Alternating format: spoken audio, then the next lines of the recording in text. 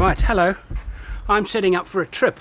Gwynn and I have decided to go on a little camping trip and take you along with us. This time, though, we're just going to let the camera run so you can get an idea of the behind-the-scenes stuff that Gwynn and I do when we're camping. I'm also going to share with you how Gwynn and I have found a way to go on these long trips and never have to visit the shops. I think this is going to be fun. Right, first thing to do. No, it's not figure out where I'm going to go. And why am I going in the first place? Well, in this particular case, it's a YouTube video. Only then will I need this new book that I bought yesterday called 4-Wheel Drive Camping Escapes. It's a HIMA publication, Perth and Southwest, which will indicate to you that I don't want to particularly travel very far. And I have been given, I don't have anything around, see how badly prepared I am, I don't have it around me, but I've been given some really, really nice kit sent to me. I didn't ask for it. And I want to show you that. I'm going to be traveling. I live here and I'm going to be doing my little expedition down here on this little piece of coast down here. So I'll be driving south all the way down there. It's a very easy drive, double lane, and then it goes single lane somewhere around here, and then explore this area. Right, so that must go in the car. And it's an easy trip because there are only 2 of us going. So my most important things to carry, fishing rod, because the fishing down there is quite good. Might catch something off the beach and cook it. And Gwyn's going to prepare the food. Now we've got something very interesting with Gwyn's food preparation. She is creating a course for the Overland Workshop. She is a master, expert at preserving food, not just preserving food, but preparing food for travel. And the way she manages to prepare the food for travel reduces space use inside the car massively, and also reduces weight massively. And there are a lot of other things too, and she's really, really good at it.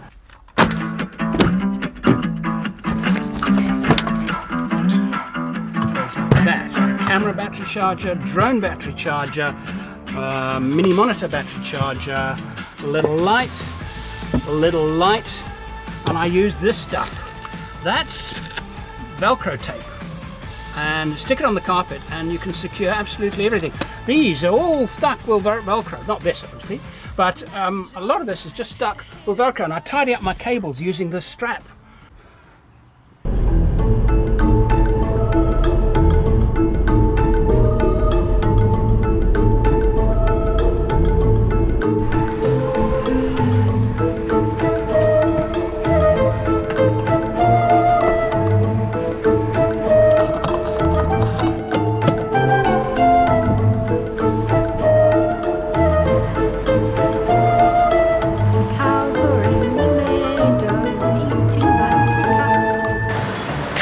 Rump. No. The cow's rump. No. It's cow rump. It's cow ramup. Easy, try it. He's got no sense of whimsy. That's the trouble with the man. You've got a town full of cows. How can you not call it cow rump? I mean, it's the cow's rump. What else can it possibly be called? In Aboriginal, this would be place of the cow. I have no idea. Because up refers to place of, but it's at the end of the word. Yes. So place of the cow. Well, you don't know that cow is the name of cow in Aboriginal. They might have had a completely different word. It's too cool. Or alternatively, it was called Karamup, and the settlers decided, hey, we've got to have a lot of cows. Now you're talking. Now you're talking. That's probably what happened. Yes. So while these settlers get Gwynn to take pictures of them, I'm off to do something else. We need a couple of these for the homestead. About 2 hours later, we've left the asphalt, and things are getting interesting. We're going to a place called Black Point. It's a beach.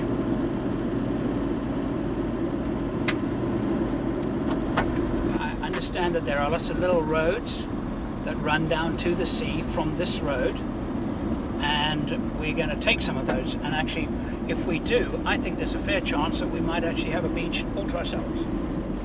Yay!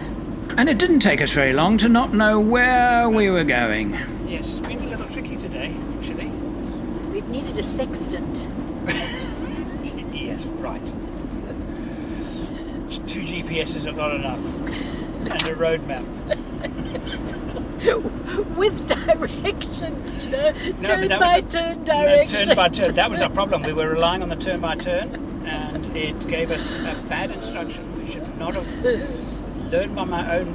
I should practice what I preach. Yes. Don't use turn by turn when you're in a backcountry road. Far better just to use a GPS and use it for referencing. Anyway, it's a beautiful country. We had a nice drive. Yes, we have. We have had a nice drive. In fact, let's show you what some of this countryside looks like. So, cue, turn the camera. We've just engaged 4-wheel drive. Isn't that exciting? Yep, I think it's exciting. Are you waiting for me to answer? I was waiting for a conversation, but it seems like that's not going to happen. thought you Oh were- wow, there was a big hole in the road Oh, there. we're not going to do that. I thought you were pointing the camera at outside. I'm about to. Okay. Well, That familiar grind as one drives along a sandy, rutted track. yeah. And the fact that my tire's still in. Rock hard. Yeah. That's still fine. I'm not even feeling anything. But as soon as I start to struggle, I'm going to let them down. So I'm not going to go and dig great big holes for other people. So Oh, nice. Look what's coming up. now it's coming up. It looks like quite interesting. So this is probably would be a good time to let the tire pressures down right now, I'd say. Well, we'll just get to the top of this hill and then I'll let it down. Little clearing. It's not difficult at all, but I'm anticipating it's going to get more difficult. So, oh look, the camera fell down. Yeah, well, people will say you shouldn't have had it there and it should have been strapped down and you should have had a... Yeah. Right, to make stuff useful, in there is my deflator. That's a microphone. That's a PBS. I mean, that's my personal locator beacon. Come on, it is a thing. There you go. How many times have we filmed this shot?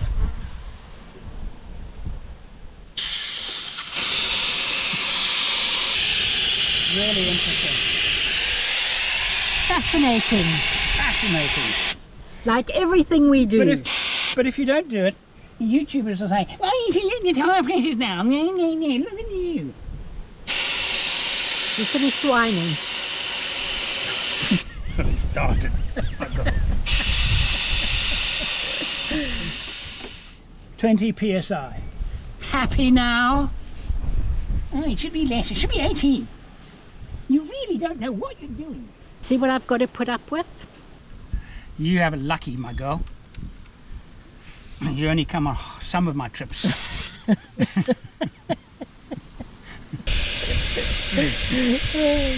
look. He's a complete lunatic. It was more interesting than what I was doing. I could argue that everything is more interesting than what you're doing, but that Yeah. would be mean. That's never stopped you before. To get you to do one. No. That's a terrible idea.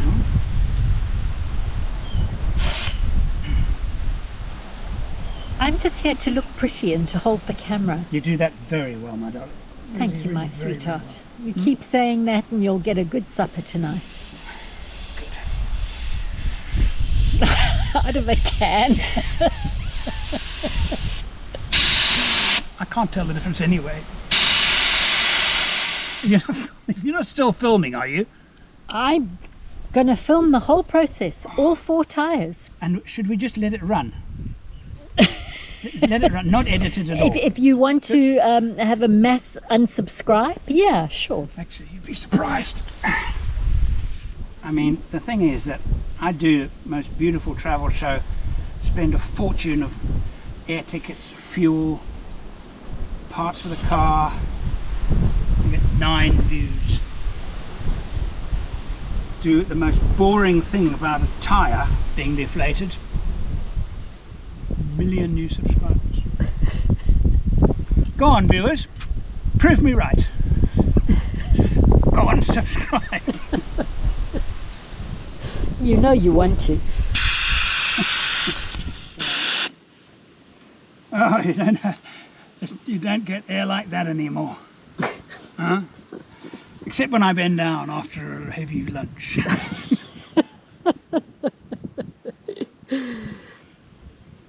Right, can we get going again? Yeah, jump in the car. Done.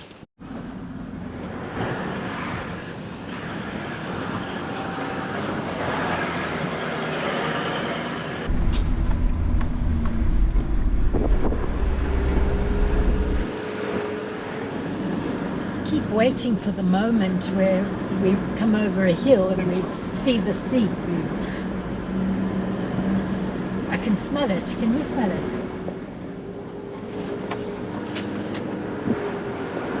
Well, might not have hit the sea, but we've hit a traffic jam.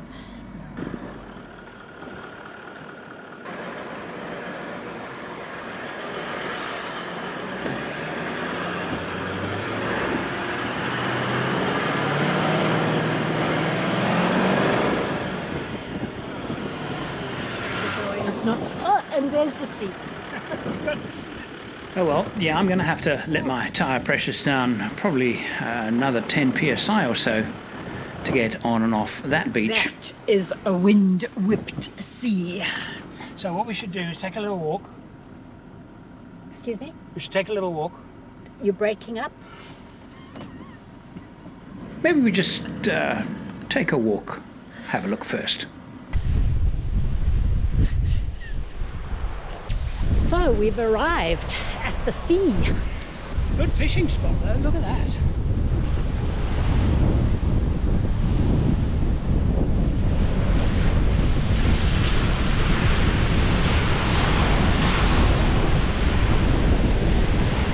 We've decided not to drive onto the beach and certainly not to camp on it.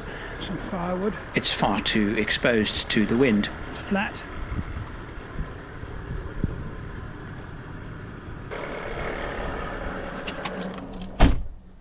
What do you reckon? Oh, it's beautiful. Beautiful, eh? Mm. Really lovely. You can't make a fire with that. You can't start a fire with that. That's if you finish the fire. So the eternal question, is it flat? Oh, I think it's flat. I think first attempt. Occasionally, my enthusiasm for the task gets the better of me when filming, and I jump ahead of Andrew and the camera, and tonight is just such an example. So, I made beef stew. This was at the beginning of the year, and I canned it, which basically means I put all the raw ingredients in this jar, filled it up with spices, salt, etc., stuck a canning lid on it with a ring. I put it in a pressure canner and I cooked it in the pressure canner for an hour and 15 minutes. So here I've got some beef stew. This is a perfect size for Andrew and me. Cook that up. I cook up a batch of them and then just heat it up, pour it over some rice. Delicious. I've now brought it along for us to have for supper tonight because we've arrived at our campsite. I don't feel like doing a big cook and I've got my canned stew. But what I ran ahead with was the opening of it, and I really should not have done that because opening a can of home canned meat or food of any kind is critical. It's a critical first step to making sure that you haven't picked up a bit of botulism along the way. There you go. I didn't get you one. Thank you. Cheers. Cheers. I don't have anything to cheers with. I mentioned to you that I'd been sent some nice kit. This I actually asked for. These guys were advertising on my channel. The last time I did this, it was William Pater sunglasses, and I contacted them and said, "You're advertising on my channel and I think they're fantastic." And they said, "Well, I will send you some." So I have been wearing William Pater sunglasses now for 3 years, and I absolutely love them because I'm very, very hard on sunglasses. This is a bearskin hoodie, and I asked for one for myself. So you know what they did? They sent one over to Gwynn as well.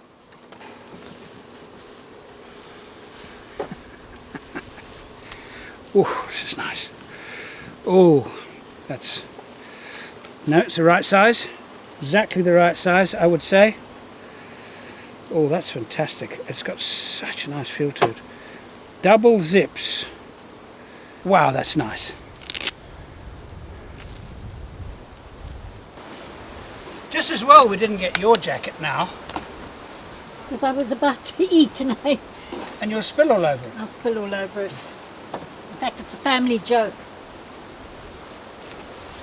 That they can always tell that I haven't been taken by Aliens and swapped aliens, yeah. with swapped. somebody else. Because you will always mess while having a meal. Yep. And Right. it's so good to see my daughters have picked it up as well. Terrible. It runs Kate. in the family. Very. And that took you what? 5 minutes? You don't need to refrigerate it. No. So it doesn't take up, this is a fresh meat dish that does not take up fridge space. And if you think that's good, check this out. You come to see what we're doing? Mm-hmm. Well, I'm dehydrating potatoes, which I use to make mashed potatoes. This is great to take camping, obviously, because it's incredibly light. Also, I put it in my pantry. Basically what I do is I've got this natty little machine. It's great. I'm going to put a link for this in the description below. Bam! I get my potato slices. It comes with different attachments, but this is the one I've chosen for this. And you obviously get it into water because you don't want your potatoes to oxidize. And then for dehydrating, you need to blanch things. So it's like really going back to the olden days, like one's grandparents used to do. So I've got some that I'm bringing to the boil here to blanch. And once they've come to the boil, I'll blanch them for 2 minutes. Then dry them off in a salad spinner. Stick them on the dehydrator tray and put them into the dehydrator until they're nice and dry. And then once they're dry, I stick them in a container and I watch it for a couple of days, keep turning it over to make sure that there's no moisture anywhere. That's called conditioning. And then I'll vacuum seal it and stick it in the pantry. And when we go camping, I can take some out of this and vacuum seal some packs and take it camping. So how do you use this stuff? Because it's pretty dry. You look so cozy. It's fantastic. See, the double zip means I could...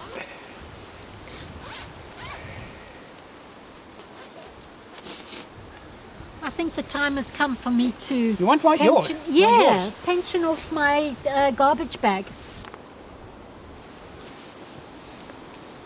Oh, this is seriously cool and warm. There we go. Gee, that looks good. Eh? Oh, look, I can do that. I can do that and keep my hands warm. That's good. Eh? Never know when that might be needed. And not bearskin, it's just the brand. Look, and it's got Velcro on the side here. So we can stick to each No, other. but it doesn't. No, why have you got? Why is that? Must. Why? I'll have So you to figure can that put out. a patch on yourself. If lost, Yes. return to.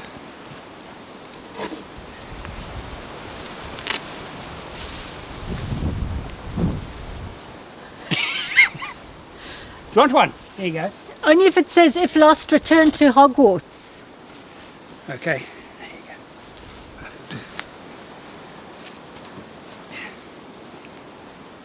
It's upside down. It's for when you're doing handstands.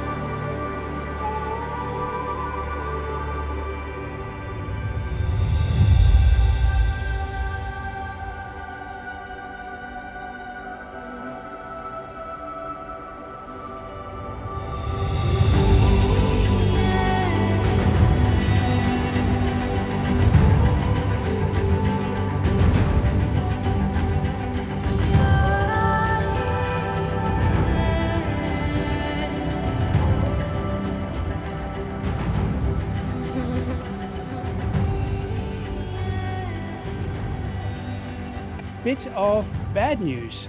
I lost my shovel. The clamp broke.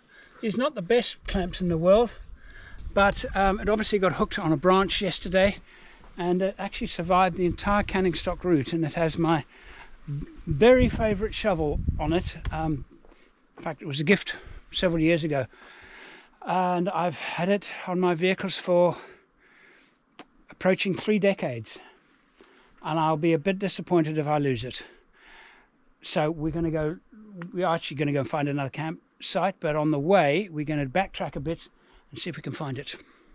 And of course, it's a very nice off-road shovel, and it's actually, I understand, ex-British Army. I don't know if that's true or not, but anyway, a very, very nice little shovel. So we're going to drive back along the road that we took up to the beach, and we're going to look and see if we can spot it.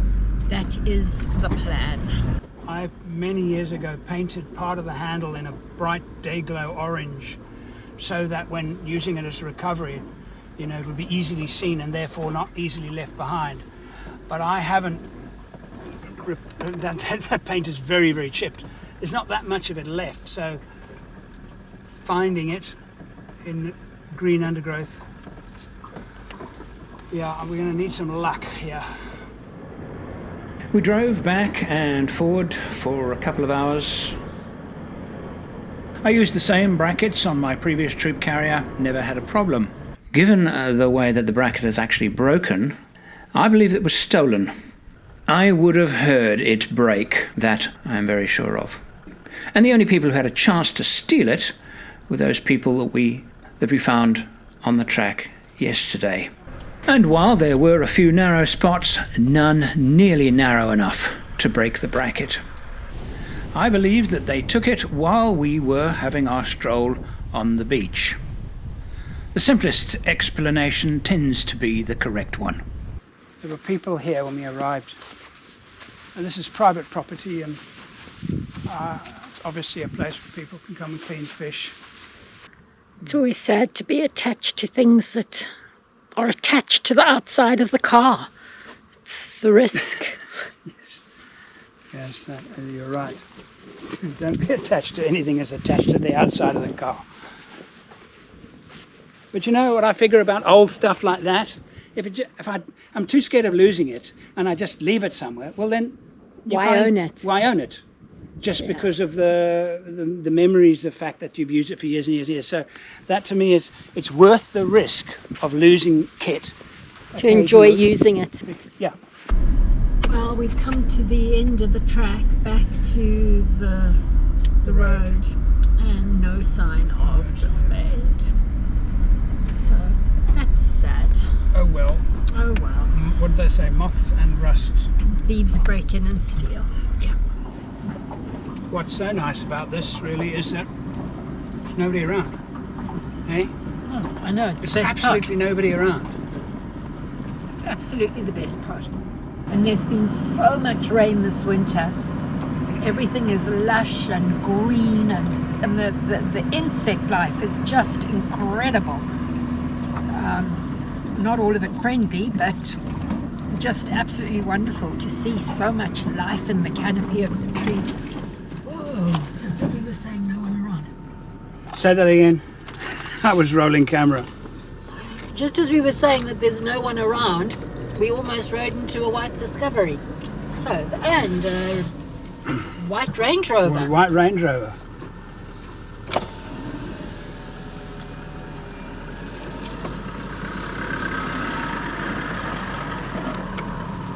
He obviously hasn't seen the Canning Stop Route series, otherwise he would have stopped and said hello. So that there is an example of the difference between owning a Toyota and owning a Land Rover. If we had been driving a Land Rover of any kind, those chaps would have stopped and said hello, and it would have been a social event worthy of everybody's time. Talk about our cars and what we've seen. Drive a Toyota, there's no common bond. Perhaps specifically Toyota Land Cruiser BDJ 40s, yes, if two of them passed each other, they would stop and have a chat. Land Rovers, doesn't matter what it is. If you're driving a Land Rover and you come across another Land Rover owner, driver, operator in a remote environment like this, they will wave at each other and they will stop. However, troop carriers, different story altogether. Troop carrier, doesn't matter how old, how new, irrelevant. If you pass another one on a track like this, you will stop and say hello and talk about your vehicles, talk about the weather, talk about the campsites you just stayed at. Skip a bit, brother. There you go. Part of the brotherhood. My brotherhood, and there ends the sermon for the day.